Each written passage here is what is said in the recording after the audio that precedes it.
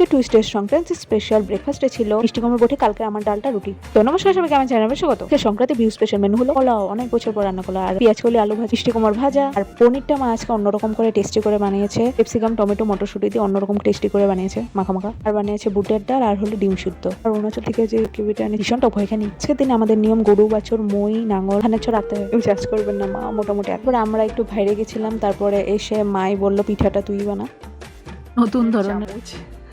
কাকা ভাইকেও একটা দিয়েছে টেস্ট করতে। দেশি চামচ। Happy view. এটা আমাদের নিয়ম, আজকের দিনে রাতে মানে সংক্রান্তির দিনই খেতে হয়। সাদা পিঠাটা চালের গুঁড়োটা সঙ্গে সঙ্গে এইভাবে তৈরি করেছি। আগের থেকে যেহেতু ভিজানো ছিল না, এই কড়াইতে করেছি, তেমন একটা ফুলে নেই, কিন্তু প্রথম পিঠাটা সত্যি মজারও হয়েছে আর খেতেও টেস্টি লেগেছে, আর সবগুলো ভালো হয়েছে। এটা আমি পছন্দ করতাম না, এই গুড়টার সঙ্গে ভালো লেগেছে, আর খেজুরের গুঁড়ো রসের সঙ্গে বেস্ট লাগে। আগুনও তা পাতা লাগে আজকের দিনে।